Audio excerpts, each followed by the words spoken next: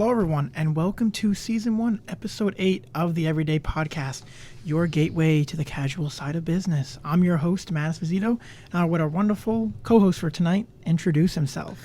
What's going on, everybody? I am Joe Basile, the manager and soundboard editor, but I've swapped places with Andrew for this episode only. And we will introduce, tonight we have two new faces at the table. We'll let them introduce themselves. And you guys can introduce yourselves. I'm Nolan Spurr. I've been playing baseball pretty much my whole life, and I just played for Cranford baseball this year. Hi, my name is Rob Salvatore. I pitched on the Cranford Cougars Last Dance World Series team, and pretty excited to do the podcast. So you're a pitcher? Yeah, Okay. lefty. What position are you now? I'm a catcher. Okay. So you caught him? Yeah, okay. well, in the bullpen, but Yeah. Alrighty. So today's episode is called Baseball and Business. Way more baseball than business tonight.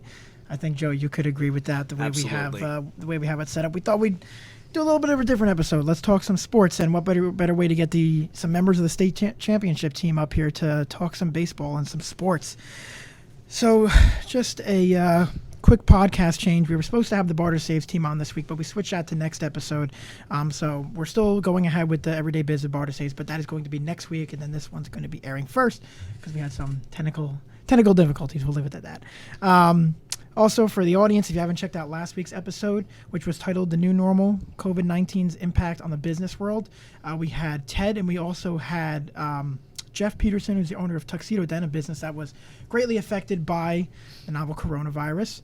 We just talked about, how to adjust your business model accordingly to everything that's going on. And it was a great time, so make sure you guys check out the last episode. That was definitely one of my favorite. I know, Andrew, you were on that one too, right? So it was the four of us. Also, just another general podcast update before we get into everything. We are going ahead with the giveaway, which we stated last episode. You're going to see a giveaway post on social media soon. That's where you have to comment done. And to do that, to enter into the giveaway, you have to be 1, subscribe to our YouTube channel, 2, follow us on Instagram, and then comment done on that giveaway post, which you will see soon. And then the winner will be picked on the last episode of Season 1. So that gives people, like a month? About a month. 3, 4, 5 weeks. Until we pick the winner from the time that you're viewing this podcast. So make sure to enter, and we're going to be giving away 2 $25 gift cards. I think we haven't decided yet, but it's going to be like Amazon or Visa. It's going to be whatever it is. It's going to be a $25 gift card to something. ED gear, ED hat. Yeah, probably. All right, we'll figure that out. But make sure you guys enter, and I'll give it away to Joe. You could talk about the topics breakdown before we get into everything. Okay. So this is very much a baseball-centered podcast, but to start, our two guests are going to talk about the tournament that they played in, the Last Dance, which was essentially like a round robin World Series tournament? So this tournament started, our season was canceled because of COVID, and a few varsity coaches got together and said they're going to do a state tournament. It's called the Last Dance. So I think it got up to 220-something teams? And 233. Yeah, something like that, some crazy number. And it went week by week, so you pretty much had to go undefeated in the round robin to advance. So it went like round robin, Sweet 16, Elite 8, Final 4, and then the finals. But the finals wasn't just it was broke up into North and South. Right. So the final was North versus South. So you had to win your side of the bracket before you were able to advance to the finals. So were you playing against teams that you normally would have if there was a season, or was it varied? Or was it a mixture? There were some private schools that we don't really play. Well, the round robin, we played teams that we would play. So like Union Catholic, Union New Jersey, teams like that we played.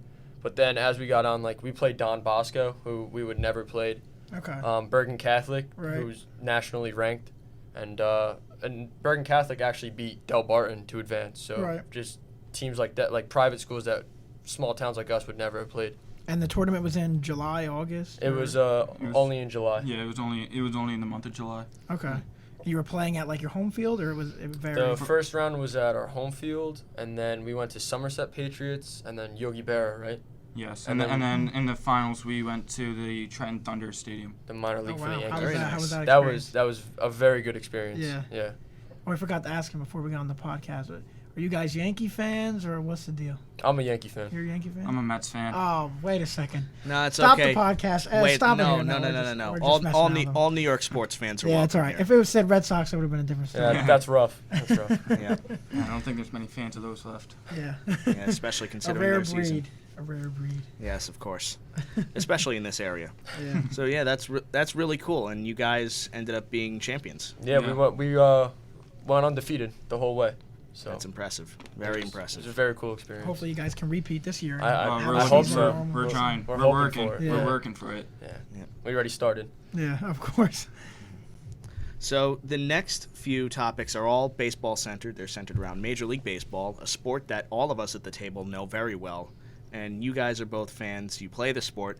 And also, baseball is common talk around the office. And there not a day goes by, and Andrew can attest to this, I'm sure, that Matt and I, we literally talk about baseball almost every day. Now, the different topics we're going to talk about a couple bit of knowledge of the game. We're going to do a little bit of trivia, where you guys are going to get to guess trivia facts on different players.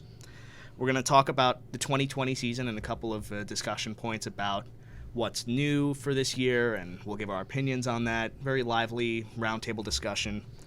We're going to talk about some of the business aspects of Major League Baseball, free agency, trades, the deadline this year, and teams that have really gone all in.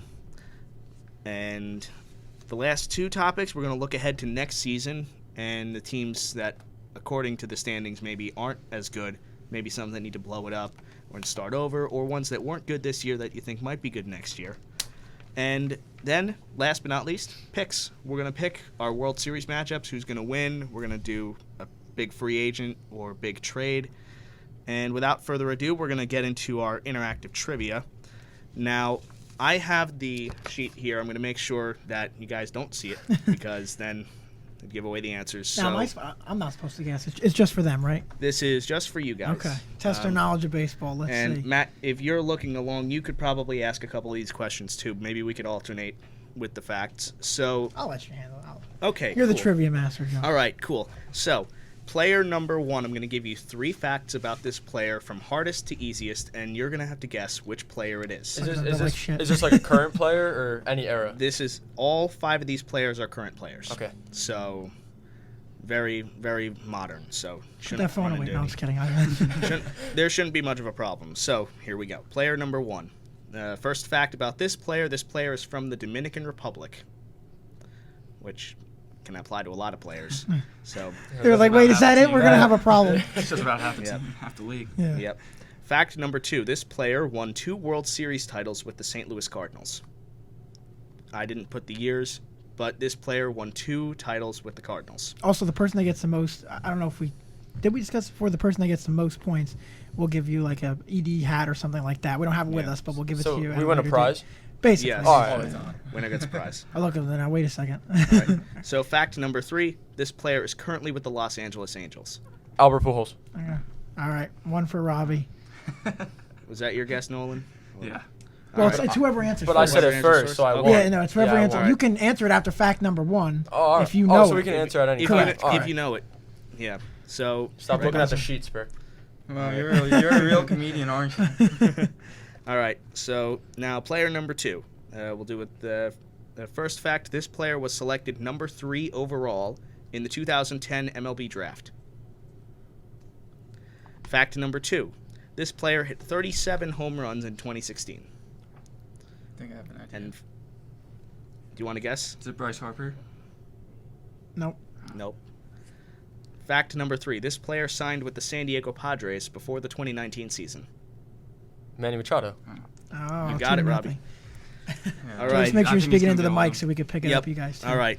So now on to player number 3. Fact number 1: this player has been on 4 different teams the last 3 seasons. Which means that at some point over the last 3 seasons, at the deadline, he was traded from one team to another. Fact number 2: this player was named AL MVP in 2015. Fact number 3: this player's nickname is the Bringer of Rain. Josh Donaldson. Point for Nolan. Oh, Nice. All right. Very good. So it's 2-1. Oh, I didn't know that. All right. You got me. I was going to guess Rob Salvatore, but close. One day. Yeah, Yep. 2010. All right. So player number 4. The first fact about this player: debuted with the Washington Nationals in 2016 and was traded the very next season. Fact number 2: this year, this player is one of the 2 players to have thrown a no-hitter. That should hopefully narrow it down. Lucas Giolito. You got it. 3-1. 3-1. I was gonna say Giolito, but I wasn't sure. Well, Alec Mills is a rookie, so. Well, Yeah. the third fact was this player is the ace of the White Sox pitching staff. So All you right, got yeah. it right. All right. That definitely would help. All right. So, player number 5. Fact number 1: this player has heterochromia, which means he has 2 different colored eyes. Max Scherzer. Wow. We have a blowout going over here. So the final score: Robbie 4 and Nolan 1. It's not a shutout. Andrew, I'm sure you would have had all those answers. It's not a shutout. I'll take it. For the audience, Andrew's not the biggest sports guy, unless it's soccer. Well, that's rough. That's a rough sports fan right there. So, congrats, Robbie. So we'll be giving you some form of EDE merch for being the winner. So now I can show all of the new rules for the 2020 season, which is the next topic that we're going to be getting into. Now, there's a couple of different things, and I'd like your opinions, Matt, even you as well. I'd like all your opinions on a lot of these topics. So we'll start with talking about the universal DH. So for those of you who do not know, designated hitter is a batter that the American League teams use in their lineup as the ninth hitter because the pitcher does not bat. In the National League, the pitchers do bat.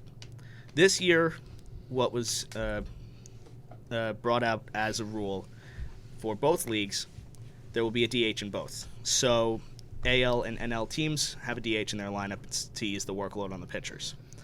What do you guys think about that? You want to go first? I'll go first. Yeah, I'm 50-50 with it because I'm a Mets fan. It definitely helps the Mets out because they have a lot of hitters on their team. But, like, it was also fun seeing, like, how much, like, you always see pitchers as pitchers and not hitters. And, of course, you got to look at Bartolo Colon, who really showed it.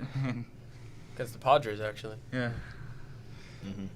I'm a big fan of it, honestly. I mean, it'll be more of a competitive game. Like, once a pitcher stepped up there, like, they didn't have more than a 150 batting average, so it was almost like an automatic out every time.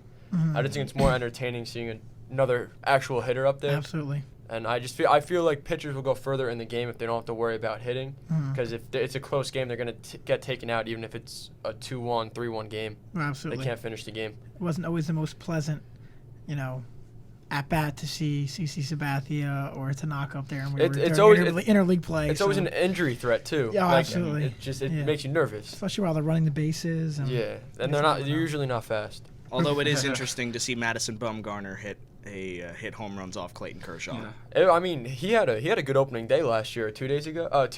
Yeah, he had like 2 home runs. I mean, it is entertaining, but I'd rather see an actual hitter up there. Yeah, because it's more consistent that you're going to be seeing them actually get hits.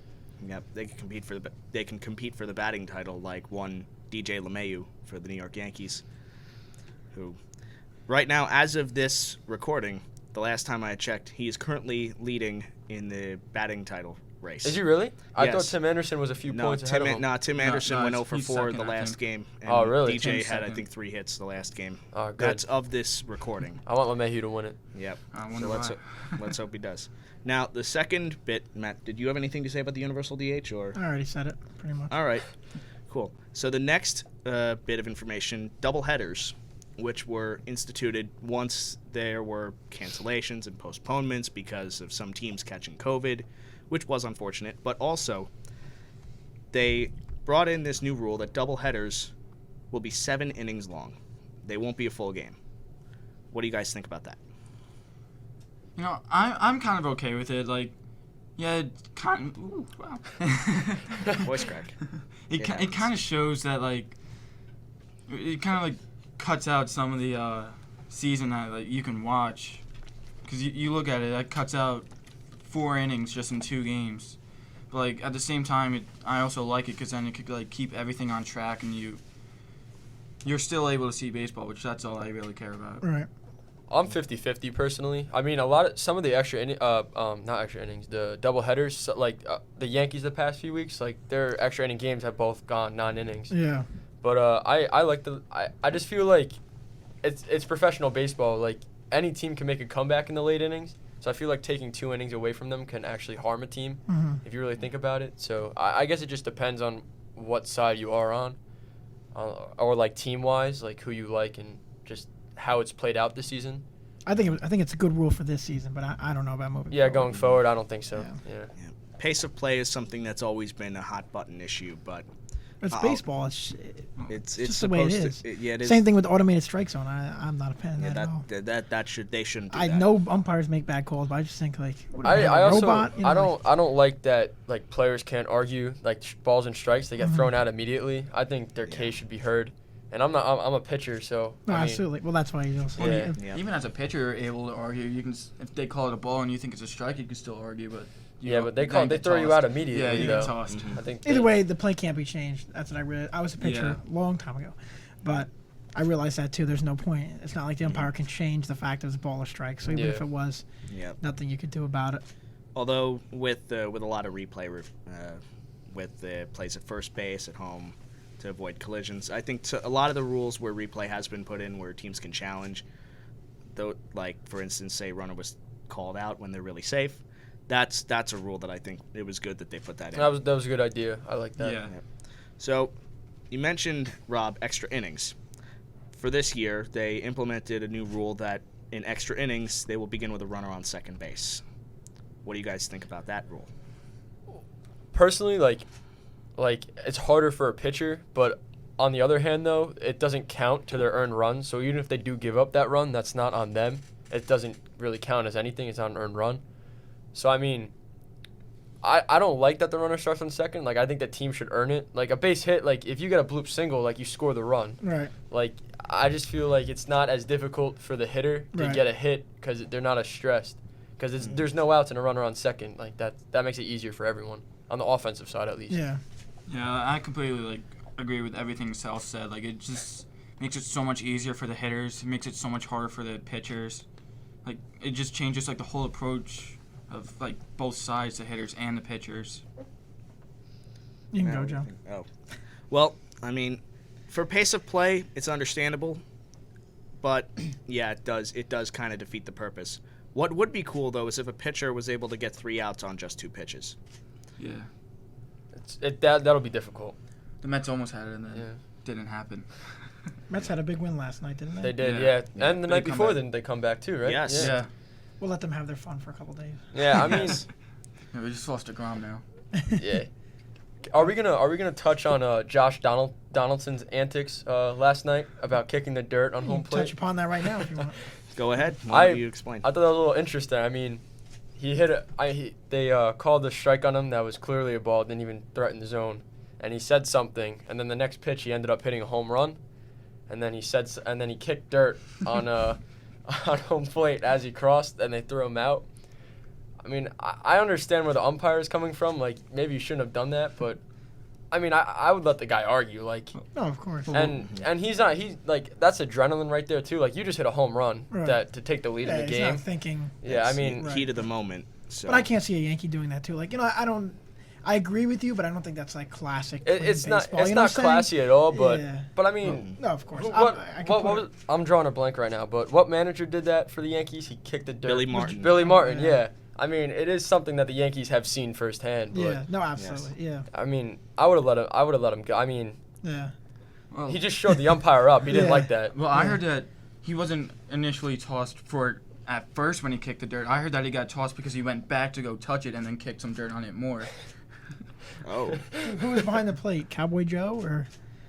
I don't know who it was. I don't know. Well, I know the two most controversial ones currently, Joe West and Angel Hernandez. Angel Hernandez makes I don't know how he has not gotten in trouble by the MLB yet. Like some of the calls that he makes is Awful. is terrible. Awful. What do you want to say to him if he's listening to the podcast today? Go back to school. I do want to say something to Brennan from the famous when Aaron Boone got tossed for the famous Savages in the Box rant. Get out, Aaron!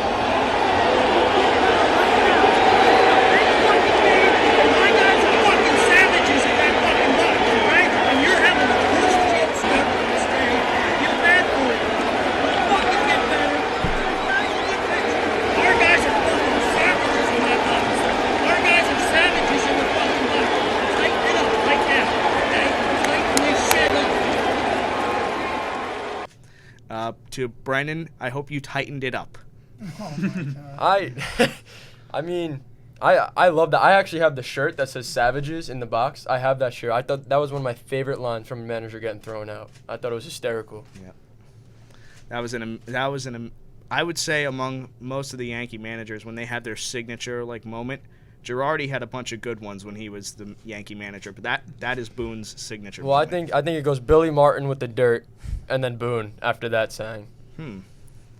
I know there were a couple of good Girardi antics. I know there was a game in Anaheim against the Angels where Laz Diaz was behind the plate, and both him and Girardi, they looked like they were like balloons inflating about to explode.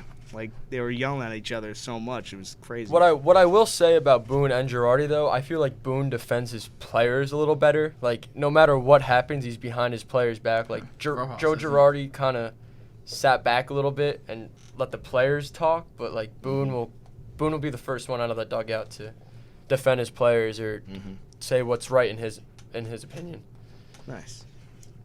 So, going back to the new rules, there was one thing that got instituted, which I think is going forward is going to be a new rule, the 3-batter minimum, where a relief pitcher, if they come in, they have to face at least 3 batters, and I think the only way that doesn't it's the exception would be if they're put in where there's 2 outs and they get the final out. But if, say, for instance, they get put in the game to face 1 batter and they allow that batter to reach base, they can't get taken out right away. Is that a thing where if there's 2 outs and then they face a batter, they can bring in another pitcher? Well, like if they get the 3rd out, it's a new inning. Yeah. So it's either that's the 3 batters exception. or a new inning. I don't like it. I'm not Eliminates a the fan lefty because- specialist. I think it's needed for pace of play. I would agree also- with that. But also with regards to different pitchers, I mean, lefty specialists, you could have a bunch of teams, they have lefty relievers. Obviously, bringing in 1 guy to get out 1 batter, you're focusing more on one matchup as opposed to the whole game. You want relief pitchers who you can put in multiple types of Yeah, situations. but then if a guy's struggling, then you're screwed, glued, and cat. You can also intentionally walk. Like if you really don't want him in, you can just give it the 4 signal and get a new pitcher in there.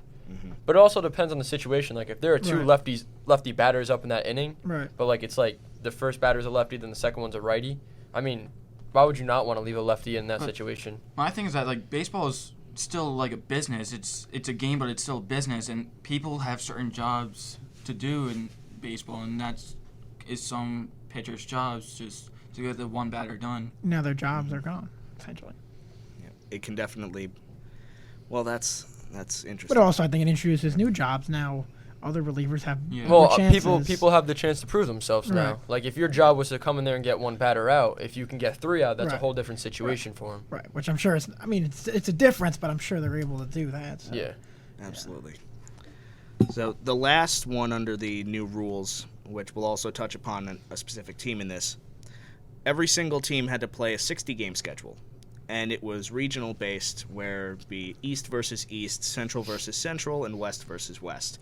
40 divisional games split across 4 different series of 10 games, and then 20 interleague matchups.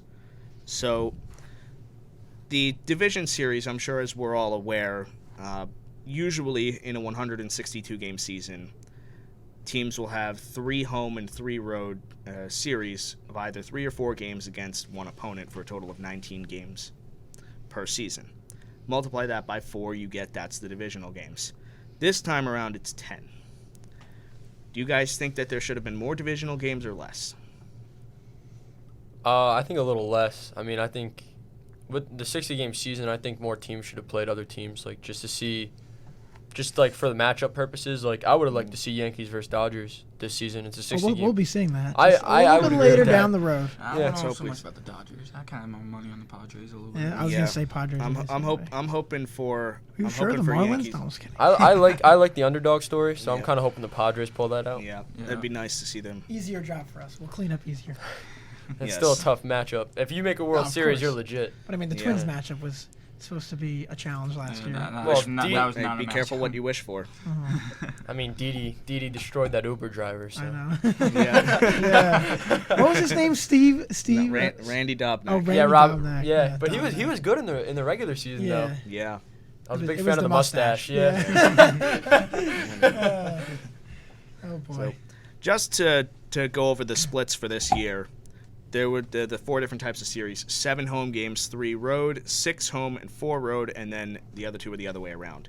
So, for example, the Yankees had against Boston, they had 7 home games, 6 home against Tampa Bay, 4 against Baltimore, and 3 against Toronto, who this year are the Buffalo Blue Jays. What do you guys think of the Buffalo Blue Jays for this year? Do you think they should play games at Buffalo going forward, like maybe pick a couple of games a year to play there, or do you think they should just play in Canada the rest of the time? There's still like baseball in New York, so like I don't necessarily feel like they need a third team, but like in Canada still needs like their own team in Canada, but like I can also still see it happening because there's only really like not many teams in Canada. And there used to be 2, and now there's only 1. I think they should go back to play in Toronto. I mean, the only reason they're not playing there is because of The COVID. government. yeah, So, I mean, it's not like they're choosing to play there because they didn't decide to play there or weren't allowed to play there until right before the season started. So I think they'll end up back in Toronto. yeah, they're definitely gonna go back, but like I don't think they're going to come back to Buffalo and play home games. no, they're probably not gonna go back to Buffalo. But like if they do something like, with COVID, if it's still a thing next year, they're probably gonna like do something. But I don't feel like they're gonna do it at the AA stadium. No. Well, it was interesting to see how they set it up there, where the visiting clubhouse was literally a shed off behind right field. Well, wasn't there something that came out that the Rays are also splitting their home games? Like some are going to be in Tampa Bay and some are going to be in Canada. It was just a proposed It thing. was a something proposed like- thing. I think it fell through. I think that was even before COVID. But yeah, but Essentially- that was last season they said Yeah, it. But the Rays were Blue looking Jays to could do do that. something like that if they really wanted to play in Buffalo. I'm sure it'd be something that they're able to do, especially if they have the minor league season. Then what they could do is they'd have to work around that.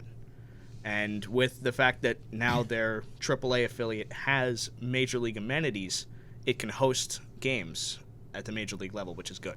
Do you guys want to play in college?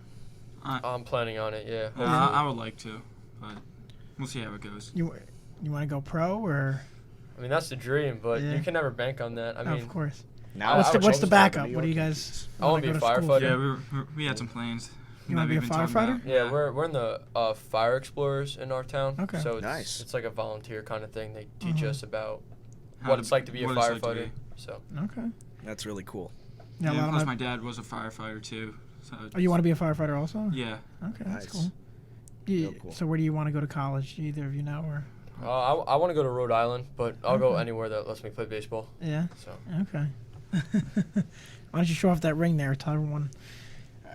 Oh yeah, there we go. It's one of 2. So we received these for winning the Last Dance World Series, and our coach said if we win it, that he'll get us a town ring. biggest ring we'll ever So see. we're gonna get the biggest ring. According to our coach, we're gonna get the biggest ring that we've ever seen. Those are exactly his words. So, Oh, but wow. I think, I don't think he's gonna lie about that. So I believe him. What pitches do you throw, Robbie? I throw a 4-seam, 2-seam, splitter, changeup, and a curveball. Okay. So true pitcher. I guess so. Yeah. I Are you mean, more of a starter or a reliever? I Or it like varies? starting, but Okay. if they throw me in a relief appearance, I'm not gonna say no. Okay. What do you think of Garcia coming up on the Yankees? I'm a big fan. I mean, they said he was a reliever coming up last year, but he looks like a starter to me. Oh, absolutely. Absolutely. And That's- he's filled the that's big true. shoes of Big Maple, so. Yep. Yeah, I mean that's a big loss, but his Yeah. first 3 starts were not promising at Yeah. all. Yep. So Although Andrew, he was doing really good last year, though. Had He that was, yeah. streak of 10 in a row. well, Hap finally woke up too. Oh, yeah. He had a slow start, but Yeah, what happened? Pun intended. Have you learned something today, Andrew, so far?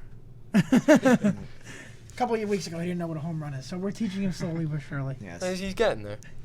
So Oh, Soccer boy. players. we're about to dive into the business aspects of baseball now, and we're going to start with talking about the biggest contract in Major League Baseball, one that belongs to a fellow New Jerseyan who plays out in California, Mike Trout, outfielder for the Angels.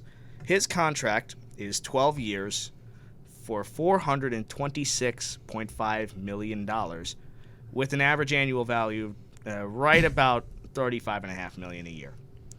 And this contract has a full no-trade clause, which means that the Angels are garbage for 10 years. He's stuck there unless he decides to say, I don't want to be on this team. I want to go onto a contender, but knowing the Angels' ownership, they will never let that happen. But he'll get there at some point. Let's hope he gets there. This is also the largest contract in Major League Baseball at this point, and it's the second highest average annual value among the MLB contracts, with the highest one being Garrett Cole, who is our new ace here in New York. So, with Trout's contract, what do you guys think about this contract? I think he deserves it. I think it's well deserved. Very deserved. Well deserved. But I just don't think he should have done 12 years for the Angels. I also think he knows it too, but well, I mean, he probably loves it there. That's probably why he signed it. I mean, if he really was 50-50 about it, he would at least put a trade clause in there. Yeah. But I mean, he obviously likes it. And I personally, I thought the Angels were gonna have a good season this year. Yeah. But baseball's a it weird always sport. seems to go that way with the Angels. If we're being honest. Got Trout and Rendon. Yeah. Yeah, the Rendon signing, that was a good signing too. And Pujols, but he's kind of been Average. 50-50 with them. So. Yep. I mean, if you want to look at like the buyer bewares of big contracts, look at two instances. Josh Hamilton, when he went from the Rangers to the Angels and then just completely fell off the face of the earth. And then, of course, Robinson Cano signs that big 10-year contract with Seattle, only to be traded to the Mets a couple of years down the road. We'll see how Stanton turns out. So on those, both the Stanton and the Cano trade, I really thought that the Mets making that trade for Diaz and Cano was probably the smartest thing they could have done. Obviously, the past 2 years have not shown that, but I mean, Cano's been heating up a little this year. like, how can you not trade for the best closer and I think a Hall of Fame second baseman? I mean, I don't see how you wouldn't trade for those two guys, but I mean, Cano's working out, but Diaz is. One day he's good, and the next day he lets up 10 runs. So I don't mind him being on the Mets, that's for sure. Yet another. You're a Yankee fan, I forgot. Lol, Mets never takes a day off. Other than the Stanton trade, I didn't like that. We should have got Yelich. I don't think we should have gotten Stanton for the sole reason that we gave up Starlin Castro, who was holding down the 42nd We have Glaber base. now. So. Of course, we have Glaber now. I like That's Castro. fine. I did. I was a big fan of Castro. I still am. But yeah. Glaber was going to go to. They had the plan to move Glaber to shortstop, anyways. Well, they had him to go to second while Didi was there, and then after Didi left, to go to short. And it worked out with DJ anyway. So Yeah. Yeah. Well, I think both Starlin Castro and DJ are great players, but I think I would choose DJ over Castro. Well, considering one's the leading, like the batting average leader. Yes. And won every single game. You see him up at bat. He does something productive. Yes. Unlike other times where the guys would just look at 3 pitches right down the middle, and he's clutch too. Like every time LeMahieu's up, you know he's going to put the bat on the ball. So that's right. Last year, during the ALCS Game 6, when LeMahieu hit that game-tying home run, we were actually that was crazy. We were in the car, Matt and I and a couple of our other employees. We were on the way back from a business trip, and I'm in the front seat. I'm driving, and Matt's sitting directly behind me. And all of a sudden, from behind me, he's going nuts, saying LeMahieu just hit a game-tying home run. Only for 15 minutes later. Are we able to get into the cheating or no cheating discussion, or is that not allowed? We can, but we have so much material. We can. Maybe we'll save that for the next episode. Maybe we'll do a part 2. We'll do a part 2. All right. Part 2. I think everyone has the same idea. Save some of the goodies in the basket. Yes. I could talk about that for a little while. Absolutely. So can I. Now, we got a lot of topics to cover. Next, we're going to talk about the trade deadline. And even though this year was different from other ones, where usually there would be a non-waiver deadline on July 31st, with a waiver deadline on August 31st, they both got combined to this year on August 31st. Basically, if you didn't have players on your roster, at least in your 60-man player pool, they're not postseason eligible. But I think that deadline might have gotten pushed back to the 15th of September. I think you're right on that. I heard something about that. So a couple of waiver deals have happened after this deadline, but the big deal of the deadline, and no surprise here with how many moves that this team has made over the last I don't know how many years. The San Diego Padres acquiring Mike Clevinger, a pitcher from Cleveland, along with outfielder Greg Allen, and a player to be named later, for 6 players, which there were a couple prospects in this deal as well. Trammell was a big name in that, right? No, that was the deal they made with Seattle. Okay.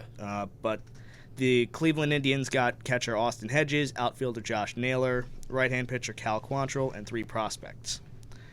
And the other Padres deal that they did, which is on the other page, they got catcher Austin Nola and 2 right-handed pitchers from the Padres. I got it right here, so I only printed out one of these because it had the trivia on it. Vinny said Rob likes to cheat, or like, no, I'm just kidding. Yeah, all right, yeah. I'll talk to him about that after. He's a Yankee fan, not the Astros. Yeah. Yeah. But essentially, the Padres, with the 3 days leading up to the trade deadline, they broke a major league record of the most number of players that were involved in any sort of trades. 26 total players involved in the trades, which was breaking their own record that they set in 2014 during the winter meetings at 24 players involved, which A.J. Preller, the GM of the Padres, the closest comparison at a business level, I can compare him to Matt, because A.J. Preller, according to an article I read about him, he'll call his employees whenever, like it could be after hours, and he's always pushing as hard as possible to strengthen the team. And Matt works harder than anyone else that I've ever seen. There are times where he'll be calling Andrew at all hours of the night. He'll call me at all hours of the night just about work-related stuff. And Matt never stops trying to keep the business going. He literally is the heart and soul of the business. And usually GMs for their teams, they got to really push to ensure that they are building a quality team. And I guess in a business comparison, Matt is that for us. So, thank you, Joe. Maybe. But so there was a lot of crazy stuff with the deadline, and of the total 32 trades, the Padres made 6 of them, which is where they broke their own record, which was very impressive. And what are your thoughts on that? Personally, I like the Padres. I like the underdog factor that they have. No one expected them to be good. Clevenger was a huge move. I was a big fan of that. I mean, they gave up a decent amount of players for him, but you know what? He's gonna pan out, and they have him for a few more years, I believe, right? Yeah, I think he's under club control for a couple of more seasons. Would you have given up Ford or Andujar for Clevenger? Looking at how the Yankees are playing out right now, I would say so. Yeah, maybe Andujar. Okay. I disagree because at the time when the trade deadline was, at the time, yeah, but I'm looking like right now, they both got sent down. They went to the alternate site. If we had Clevenger, I think it'd be a done deal to go all the way at this point. But we need to have an offense to back up the pitching. Well, right now, we scored 45 runs in 48 hours. Yeah, we just broke a home run record. Yeah, it was like 18 home runs in 3 games. Yep. 6 home runs in 1 inning. We broke that record too.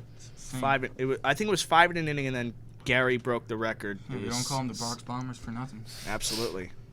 So that was a quick thing about the trades. The one thing I can draw comparison to with trades, car dealerships. If you've ever been to a car dealership, which I'm sure you'll be at some, you'll have to buy a car at some point in your lives. They're getting to that point. I'm ready. 1 in. Okay. So at car dealerships, what some of them do is they will exchange vehicles. So very much how a lot of baseball players will sometimes move from team to team, whether it's minor league free agent deals or free agent signings or trades. Some car dealerships, if they have a customer who's interested in a specific vehicle and that vehicle is not on that dealership's lot, they can call up another dealership and exchange vehicles. So that's another business parallel to the wide world of trades and free agency of baseball. And so looking ahead to next season, we're going to pick a couple of teams here, and we'll probably we'll do one apiece, and we'll say what was the biggest surprise of this year and whether or not they'll remain competitive next year. So, Nolan, why don't you go first, and then Rob, and then I'll go next, and then Matt. We'll just let them. Or you want to just let them vote this time, All right. Or we'll do our picks next time? I know we're running out of time, but. All right. Well, yeah. You guys make your picks. So, the biggest surprise of this season, and whether or not they'll remain competitive next year. Surprises aren't always a good thing. I mean, I'm not just saying this because I'm a Mets fan, but like, no, think about it. The way that they looked, like towards the end of last year, that they looked like they had something going this year. There's some light at the end of the tunnel. Well, I mean, and then the tunnel collapsed. Yeah. I mean, it ended. Yes. Yeah. Well, Syndergaard and Stroman gone in a snap of the fingers. Yeah, So. and Cespedes just pieced out. And Waka didn't work out. So Or what's his name? Purcell. I mean, he had a good relief appearance the other day, though. I do have to say. At least we got Nate Peterson too. Yeah, he panned out pretty well. I like him in relief. He does a lot better when he's in relief too. Yeah. So that you'd say they're the biggest surprise of the year. To me, Are they going to be competitive next year? I mean, it depends on free agency. That's a good answer, especially with their new owners who are going to be a little bit more aggressive. That's a big move for the Mets. Yep. Robbie? I'm gonna go with the Padres. I thought they were gonna be good this year because they rallied late last season, but just some of the moves they made. I mean, I didn't know they would give up Alan Trammell, who's a very highly rated prospect. I mean, they made moves and they want to win now. So, I mean, everyone grilled them about getting Machado, but I mean now people are taking their words back. So we'll see what happens. Yep. And with Fernando Tatis Jr. being the face of the franchise now, so. He's panning out better than I think anyone expected. I don't think anyone expected him I'm to not do gonna this. lie. He used to follow me on Instagram and then he unfollowed me. Probably the wrong kid. Oh boy. So the next question, what team was the biggest disappointment of the 2020 season? Red Sox. I thought they were gonna be a little better. Yeah, but like, I also kind of saw them not doing as good as they usually would. I mean, the Blue Jays and Orioles are better than them. Yeah, but The Blue Jays were expected to be better because of the fact that a lot of their core has matured. But the Orioles? Yeah. Okay. I'll level with you on that one. That's definitely true. All right. So, Robbie, you said Red Sox. Nolan, how about you? Kind of what I said before is with the Mets still. I really wanted them to do good, but I'm not just saying that because I'm a Mets fan. But like, you see who we have. We have Conforto. We have a lot of underrated players. We have Conforto. We have McNeil. Yeah, I love McNeil's Smith. heating up. Smith is one of my favorite players. He came out of nowhere. Last year I was not a fan of him. This year, Alonso in his sophomore slump. Who would have thought he would be hitting like this? you kind of saw it. He didn't have the greatest average last year. Really, he's just not hitting as many home runs. His average last year is better than low 200s. Yeah, everyone was calling him the new Judge. I was like, whoa. Yeah. Hold up. That's a big. He's a power comparison. hitter, but like, He's if not he can't Judge. get on base, doesn't matter. They're the Mets first basemen are a little shaky defensively too. Yeah. They're not the best defenders. All right. So the next part of this segment, 3 teams that need to blow it up and rebuild. So you guys, I guess, You're going first. go for whichever one of you wants to go first. This is tough. I think the Blue Jays are already doing that, so I'd say they're not on my list. I mean, they called up last season. They called up all those prospects: Biggio, Bichette, Guerrero. So I mean, they kind of already started their process. I think Red Sox need to start rebuilding. I think they're a big name. Miami, they're kind of starting, but they always go up and down. They're always like They are going to make the playoffs. That is ridiculous. I think so. But I think they need to bring in some bigger name guys. They have no pitching. If they can make some moves in free agency this offseason, I think they're going to be going like somewhere. acquire Stanton, Yelich, and those. Yeah, that'd be something. So what I say? Red Sox, Marlins. I don't know. This one's tough. Detroit should start doing it. I mean, they kind of started. Like, I would say they're not making any moves. I would say the Tigers. Yeah, they're not making any moves. they got to do something. They had a bit of a tough road after Mr. I died. I mean, they had Victor Martinez. I mean, he was an older guy. JD Martinez that he traded away. They still have Miguel Cabrera as their starting first baseman. I mean, they got to start switching things up a little bit. I mean, they also traded away David Price, Max Scherzer. I mean, they were just like Miami. I think Scherzer was a free agent after 2014, and they were going to bring him back, but the Nationals just offered him more money. I feel like Detroit and Miami did the same thing. Like they just had all that talent, and they just let it go. I don't think they made enough of an effort to keep it. I mean, especially in Miami's case, they just kind of traded away. It now, Yelich, Stanton, Ozuna, they just traded all of them away. Yeah. So, I actually have 3 teams, so I'm going to insert my picks. 3 teams that I think the Nationals need to blow it up. Really? The Nationals, because of the fact that the NL East is getting a lot more competitive, and it remains to be seen what happens with the Marlins, but they have a lot of top prospects that have matured, and it cannot be ignored that they can be a competitive team possibly next year. Well, correct me if I'm wrong, but the Nationals are in last place, right? Yes, they are in last place, but they have, think about the guys that are on that team: Max Scherzer, Steven Strasburg, Soto, Corbin. and yes, Corbin. They also have Cabrera, who's one of their hottest hitters right now too. Yes, and Nice move, Mets. the thing is, the Nationals, they're at a point in time where they've already won a World Series, and I mean, the fans may want more, but with the current core that they have, I don't think they're going to be able to win. Well, I think Victor Robles and Trey Turner is a promising start.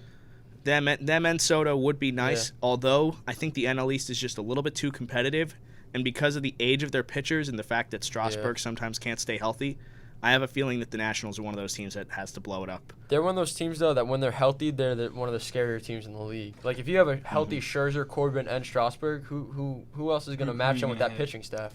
Other than maybe the Mets, but they're also another... Yankees, Garcia, Cole, and... Garcia, Cole, and... Montgomery's not bad, too. He's pretty good. I think there's a bunch of teams that can match up. Dodgers can match up with that pitching staff, even if they traded away half their farm system. Well, you also... Padres can match up with the Nationals. You have to Severino hasn't pitched all season, too. Or Herman. Yeah. Second team, I think that should blow it up. I think the Brewers need to blow it up because the Reds have gotten better tenfold over the last 2 years. They have Trevor Bauer, who they probably will bring back as their starter. They have Sonny Gray under contract for a while. Castillo. Yep, Castillo is good. With three good quality starters at the front of the rotation, if those 3 are continually competitive going forward and they perform really well, the Brewers are going to have a lot of tough pitching matchups. And not to mention, they invested a lot of money into Yelich, and I'm hoping it doesn't turn into Bobby Bonilla 2.0, where they have so much deferred money it ends up hurting them in the long run. They also don't have a big-name pitcher. That's one of the bigger things that they're missing. That's also true. But at the same time, can they compete in a division where you have the Cubs, you have the Reds, you have... Well, the Pirates are already deep in the tank. Those are also 2 teams that have a pitching staff like we said, like the Nationals or the Mets or the Dodgers, Yankees. Like, they have 3 legitimate aces on both those teams. Yep. Last one I think that needs to blow it up would probably, and this one might shock you, I think the Rockies need to blow it up. The Diamondbacks are already getting to that point, but think about it. The Rockies have not made it past the first round of the playoffs in the longest time. The last time they were in a World Series was 2007, and even then I think they got lucky that year. This team has not been able... They've been generating good quality players like Nolan Arenado, Charlie Blackmon. Trevor Story, they would thrive on contenders. Imagine Nolan Arenado at the hot corner for the Yankees. Yankees are unstoppable at that point. Or better yet, think about what would happen if you put Charlie Blackmon in the outfield for the Yankees. How formidable a lefty with that much power in the short right field at Yankee Stadium. How many home runs he'd hit. But I'm not saying Charlie Blackmon's a bad player, but are you going to take out Stanton or Judge? Or even a switch-hitting Aaron Hicks? I mean, let's be honest. I'll take out Stanton and move him to DH. Well, that's true. But, I mean, you have Clint Frazier, who's a very promising bat. Thunder. Yes. He is, as they say, the Red Thunder. Or even Gardner, who's kind of been heating up, too. Yep. I mean, he's older, but... Let's move on to the pick section. All right. So we're going to move into the pick section. So I have a list of free agents in front of me, a total of 10 and a total of 5 trade candidates. We'll probably just do free agents and our World Series matchup. So we'll start with the World Series matchup. Who do you guys think it's going to be? Yankees-Dodgers. You think it's Yankees-Dodgers? Who wins and in how many games? I'm going to say all 7, and I'm going to go with the Yankees. Yankees in 7? Yeah. I think that the Yankees are going to make it, but I'm still not sure between the Dodgers and the Padres. I mean, it's probably going to be the Dodgers, but, like, if the Padres, like, really heat up, I feel like they can beat the Dodgers. I feel like they would put up an upset against the Yankees in the World Series. So, who are you saying is going to win? Dodgers or Padres? I think the Padres. Padres in how many games out of 7? I would say probably 6. I would give it 6. Padres in 6 and Yankees in 7. Matt, I want your pick. Well, I think it'll probably be Yankees versus Dodgers or the Padres. But I think it's going to be a close matchup because I know Dodgers got a good starting rotation. And with all the moves the Padres have made, it's going to be a close call. Even though we're Yankees fans, we love the Yankees. We know it's always a coin toss. It's the playoffs. Anything can happen. But I think Yankees, our fans have waited long enough. I think they're going to pull through this year. I think so, I think that yeah. is. Yeah. Well, I'm also going to go with the Yankees as the AL team, but I'm going to go with a different NL team. I'm going to go with the Phillies. Why exactly? They went on a stretch where they won 9 of 10. If they go on a stretch like that in the playoffs, watch out because Aaron Nola can match up against any ace. And remember, Jake Arrieta could be healthy when it comes to playoff time. And I think they've got enough hitting to where they can offset their bad bullpen. Look what Alec Bohm is doing. Yeah, Alec Bohm. Bryce Harper's turned it around as of late. Once Real Muto comes back from injury, he'll be yet another jolt to the offense. That bullpen's a big question. Yes, Yeah. the bullpen is a question. What bullpen? No. Yes. Yes. Call me up. Yeah. So I'm going to say Yankees and Phillies and Yankees in 6. So now we're going to move on to our free agents. I have a total of 10. I'll just list off 5. And basically, you guys, I'm going to list them off. You're going to say where they go to. So we're going to start off with this list. JT Real Muto, catcher for the Phillies. Where does he go next year? You said something about the Brewers, so I wouldn't be surprised if they went after Real Muto. They need a catcher, a big name catcher, and plus Yelich and him were teammates. That's interesting. Well, I feel like I think he's gonna stay, or he's gonna, because the Mets just got a new owner who has like a lot of money. He could go there. Because the Mets need a catcher too now. They have Wilson Ramos under contract. I don't think he's gonna come in. Well, we'll just have to see. All right, next on the list, Trevor Bauer. I think he's going to come back to the Reds. I think he's going to stay. You think he's going to stay at the Reds? Yep. Yeah. All right, next, DJ LeMahieu. Yankee. Yeah. He's going to stay with the Yankees. He's definitely going to want to stay. That's a no-brainer. How about Nelson Cruz, who's the Twins DH? He's going to be a free agent after this year. I think he's going to get another one-year deal. I can see him going to the Braves. I'm not going to lie. That depends if... Well, are we going off of, like, if the DH is going to stay in the National League? Because I don't think a team would sign him to put him in the outfield. Yeah. We don't know for sure, so just say that the DH won't be in the National League for next year. I think he might stay with the Twins if they make another If they make another run in the playoffs like they did last year, he might stay. I can see that. All right. I can agree with you on that. Interesting. So we had a total of 4 players off the board. So now, last one, Taijuan Walker, pitcher for the Blue Jays. 28 years old, has a lot of upside, was okay with the Mariners this year, but has the potential to be a good quality number 2 starter. Back with the Diamondbacks, I think. I think he came from the Diamondbacks, right? He was originally with the Mariners, then traded to the Diamondbacks, then traded back to the Mariners, and then went to Toronto. I think the Diamondbacks are going to want to put more pitching behind Madison Bumgarner, so I'm going to say with Diamondbacks. If I were him, I would stay with the Blue Jays because Blue Jays they're getting like all these young players, and I'm going to say in a couple of years the Blue Jays are going to be one of the top teams. And he could stay there, win a ring there. That wouldn't necessarily be ideal though. Being in Yankee country, that'd be difficult to say. Although I will agree, the Blue Jays are probably going to be a thorn in the Yankees' side over the next few years. Yeah, we thought that was the case. We put that to bed. Yeah.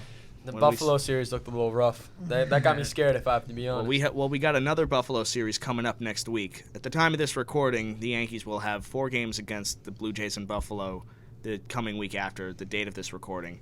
They played the Red Sox 3 games, and then they're home against the Marlins to end the year. So what we do every week, we have what's called a story or a lesson of the week, and I have one that I'm going to share with you guys. So sports, of course, we talk about this. It impacts our mood wherever we're at, whether you guys are at school or at your job, especially here at the office. Sports impacts our mood almost all the time because not a day will go by, like I said before, where we're not talking about how the Yankees are doing. Now, while Matt and I are unified as Yankee fans, there is one sport where we are divided, and that is football. I'm a Jets fan. He's a Giants fan. But obviously the Jets are trash this year. And what happened to Le'Veon? Well, I don't know. But Saquon in fantasy. Except here's the thing though, the Giants, if they play the way they did against Pittsburgh, as long as Daniel Jones doesn't give up the ball and throw interceptions, and we can block for Saquon. Eli Part 2. Oh boy. But the way this worked, last season, the Eagles and Giants were playing each other, and I have a friend who is from college who's a big Eagles fan and was going to host a playoff party had the Eagles made it. So I was gunning for the Eagles to win over the Giants so that way I could have vacation days off of work. And the game directly influenced how work combined with sports at one point in time, because I would have had time off. I would have seen my friend from college. Had the Giants won the game, I probably wouldn't have seen him for at least a couple of other months. But luckily I was able to go out there and see him, and we had a nice time, even though the Eagles lost that game. But Matt, did you have a story or lesson of the week? No. Do you guys have a story or lesson of the week that you would like to share? Anything that has to do anything with the tournament or? Anything's possible, I guess. I mean, when you really look at it from the beginning, it's a miracle. We had no shot of winning. I mean, we were matched up against a team that was 27th in the nation, and Don Bosco. So. Yeah, and then we came together as one. We're a small public school that. Yeah, well, Jackson was also a public school. Yeah, Jackson too. I mean, anything's possible. Just put your mind to it. All right. So, just to give the audience a sneak peek into next week's episode, so as stated before, we did a little switcheroo. Next week, we're going to have the Barter Saves team on, our first Everyday Biz segment, actually, so we'll see how that goes. And a couple shout-outs. First to Uncle Vinny listening from Florida. Second off to Robbie and Nolan for coming on today. And last but not least to the Shared Universe podcast studio team, Ming and Mike. They run a great studio, and we thank them very much for letting us use their very expensive equipment, which we don't mess around with. But anyways, be sure to check out our website at everydaypodcast.biz. That's B-I-Z at the end. Or check us out on Facebook or Instagram. The Facebook is Everyday Podcast FB, and the Instagram is Everyday Podcast IG. Joe, you have anything else to say before we end this episode off? Stay tuned for next week. Thank you guys for coming on. Thank you guys for coming on. We'll definitely have you on for a part 2 to talk some more sports. Absolutely. Maybe we'll transition into football and finish up our discussion about the trash cans. Of course. All right. Thanks for tuning in, everyone. We'll see you next week. See ya.